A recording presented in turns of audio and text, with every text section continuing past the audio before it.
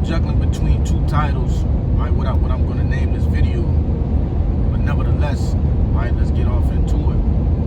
Right, there was an incident that happened Monday, I believe. Yeah, 2 days ago, Monday. Right, and these two men, which are twice my age, right, well off into their old age, clashed and pretty much let their emotions tone each other. Right, one having a higher position than the other, and nevertheless,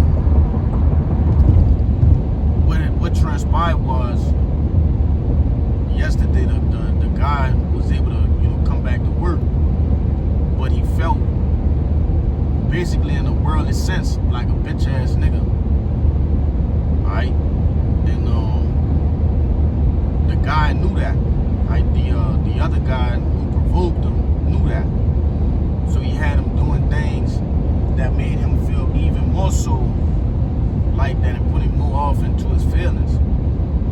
And come the day, because the guy, we working a little bit further than usual, the guy would ride with me. He would drive his car to me because his car can't make it where we going, and we would ride together. The guy called me and said, he just can't do it. He said the other guy too emotional. But us, here at Great Millstone, we deal with truth, man, with reality, right? With things that's actually, real in real time. The fact of the matter is that both of y'all are emotional, right? And that's what's wrong with this world now, right? All the men have become effeminate, and all the women have become masculine, right? But I ain't really come here to talk about that. What I was saying was, basically me and this guy had similar traits as far as when it came to, how he carried himself and things of that nature. And like I said, this guy, older guy, and you would think he mastered his emotions, right? When you're off in your 50s, certain things you're supposed to overcome and master because you had a long time to work on them. But that wasn't the case with this G. Alright? So now you're out of a job because of your emotions. And I've failed to my emotions many times over the same, stupid acts. But really, I should have used the knowledge, wisdom, and understanding that Yahweh Shem Yahushua gave me to outsmart, right, the devil, man. Right? Because one thing about Great Millstone, New Orleans, man, we always harp in on those and not just Great Millstone, New Orleans, but all the Great Millstone, right? But I've heard it more so down here, right? That workplace demon, that is a real thing. That is a very real thing, man. And it'll trick you out your spot, and now you have no income. Okay, which I'm pretty sure that Jake is gonna revert to a negative course of actions, all because he couldn't control his emotions. But nevertheless, that's it with the story. All right, let's get some scriptures. This the book of Sirach, chapter, I believe it's 25 and 2, and it reads, 3 sorts of men my soul hated, and I am greatly offended at their life: a poor man that is proud, a rich man that is a liar, and an old adulterer that doeth it. If thou hast gathered nothing in thy youth, how canst thou find anything in thine age? Alright? So the Lord went into 3 people that he hate: a poor man that is proud, right? Because what do you have to be proud for? You see?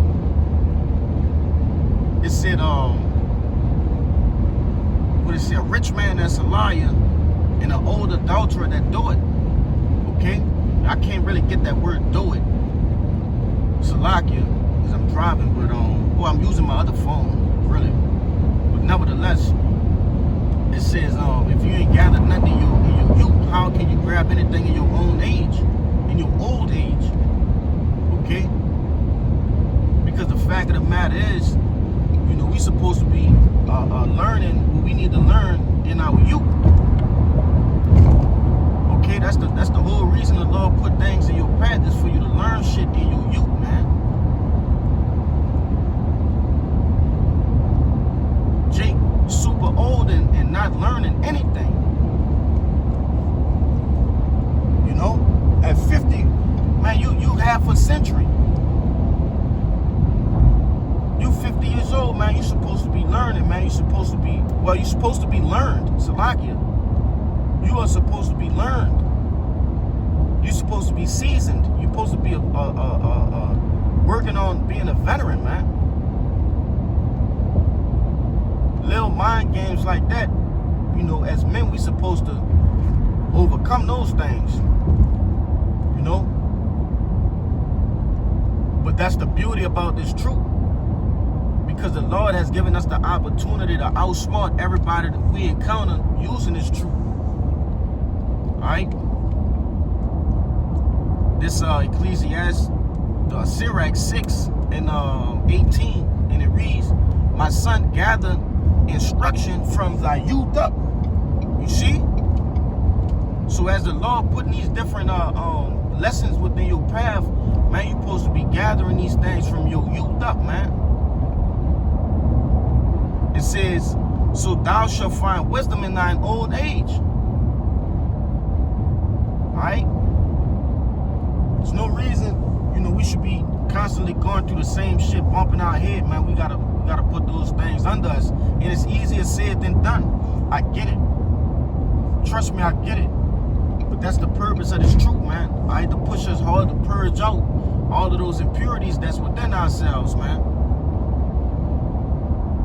Because we battle, all of us are battling something, okay? Or a plethora of things. Some more than others, and that's fine. That just means you gotta work twice as hard at purging. And there's nothing wrong with that. You know? But this is, where am I at? Got one more.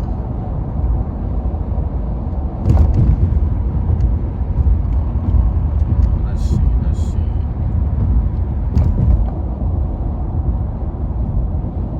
It's a lot, I clicked off it for some reason.